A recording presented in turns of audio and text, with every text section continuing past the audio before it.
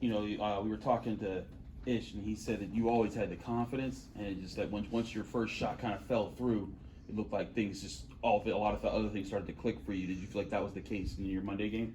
Yeah, for sure. I mean, everybody knows I was struggling to hit a shot those first 2 games, and I mean, one thing that just didn't faze me is that everybody believed in me. The coaches, they told me every day that keep shooting, man. Like, we've seen you do this 1,000 times. My teammates mad at me after one game talking about I passed up some shots even though I was missing a lot. They're like, man, we see you shoot that every day. Man, shoot the ball. So, I mean, when everybody around me trusts my work, and especially when I trust my work, I'm going to just go out there and continue to be me. Shooting aside, it just really seemed like things kind of slowed down for you Monday. Would you agree with that? Did kind of felt a little bit more comfortable in all areas?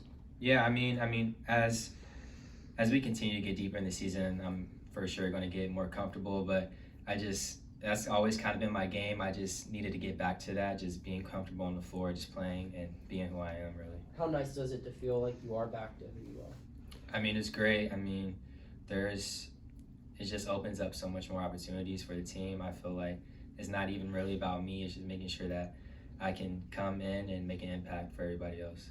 Jaland, after Jacksonville on Friday, there's a stretch of, I think, 5 straight against Power 5 opponents. How do you avoid looking ahead to those games and stay focused on the task at hand? We don't really look forward to those games. We look forward to the one that we're playing this week, our next matchup. We don't like to look too far ahead because our most important game of the season is the next one that we play. So we don't look past that because we never want to disrespect our opponent like that. We need to focus on our game one at a time. I know you just said you don't look ahead, but it's got to be exciting for you, knowing that in a couple of days you get to play at the Barclays Center. That's got to be something. When the schedule came out, you had to have had that one circled, right? Yeah, no doubt. I mean, we definitely have it in the back of our heads. I mean, we know what we're about to go do and places we're finna go, but like we talk to each other every day, and we're just solely focused on this game against Jacksonville. You ever played in an NBA arena before? I have not. I've only been able to work out, so I'm very excited to play there. You ever been away from family on Thanksgiving? No, they're actually coming up to. Oh, really? Yeah, they're coming up there, so I will be with my family. How cool is that going to be for you, for them to get to see you play in an NBA arena for a D1 team? That's got to be awesome. That's going to be amazing. I'm happy for them, but I know they're like super happy. In terms of adjusting to college basketball from high school, what have been some of the biggest surprises to you about the teams you've played so far and how they've challenged you?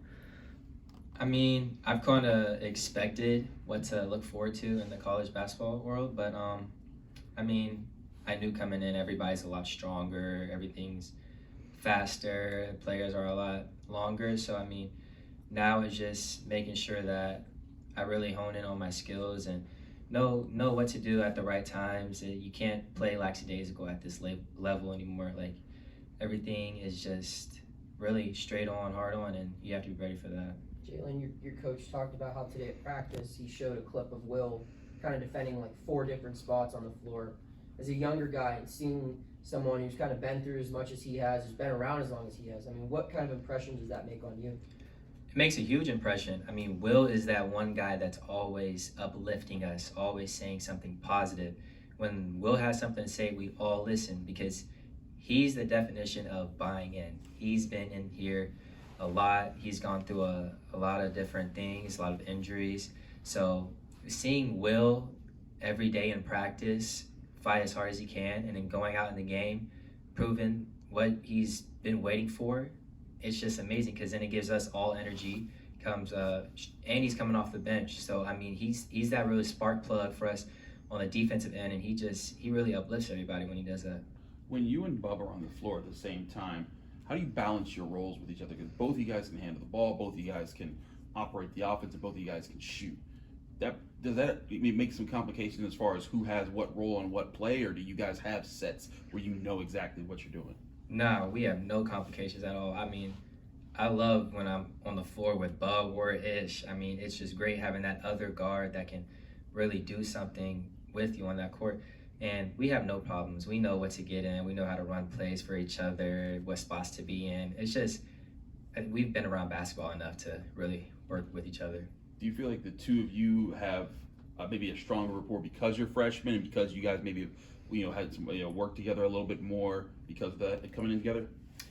It might be. I mean, we're pretty close. I mean, that's my roommate right there. But at the end of the day, we're basketball players. We know what to do, how to do it, help each other out. It's just a good balance of everything. All right. What kind of roommate is Bub? Bub's a great roommate. He's really clean. Like he keeps his stuff together. I mean, he'll be lackadaisical sometimes, but he's a loud one. He's the one in the apartment that come in your room. What's up? What we doing? But nah, Bub's great. You're a coach's son, correct? Yes, sir. So do you still get pointers from Coach Dad every now and then, or has he kind of stepped back a little bit and let Jeff really take control here?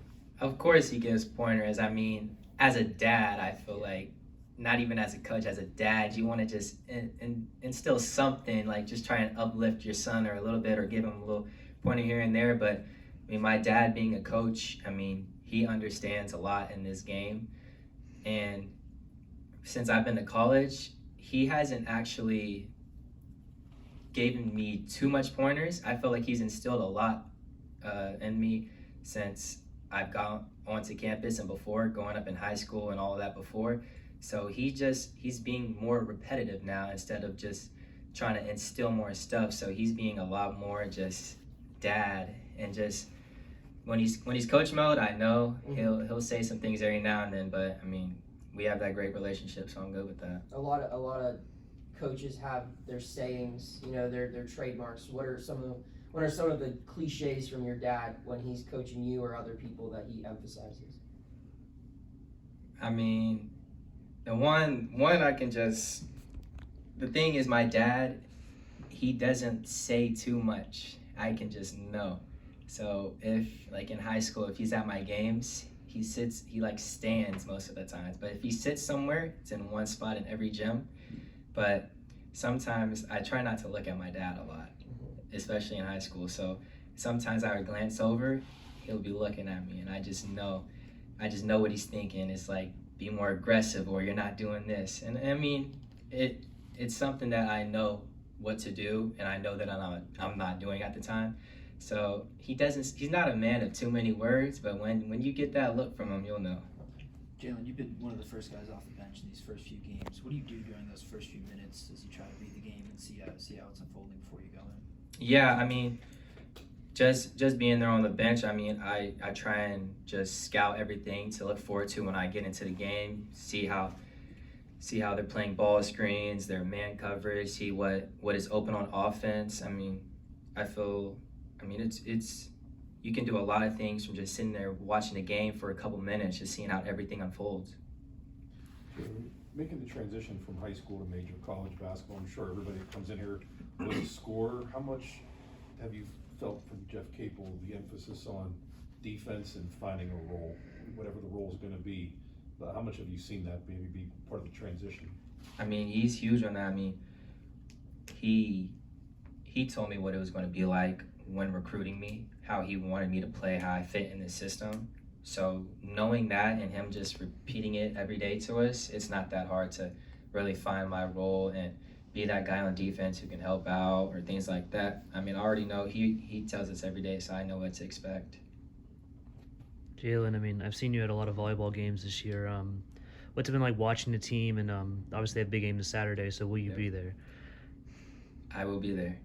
I mean, they're fun to watch. I know a couple. I know the two freshmen on the team, but it's really fun to watch volleyball. I mean, that's I did not know from being a down south kid that Pitt's volleyball in the last couple of years has been really, really good. So when I came here and I found that out, I had to be there. And they're just really fun to watch, and the crowd's amazing. I mean, they're just really good. Cool. Thanks.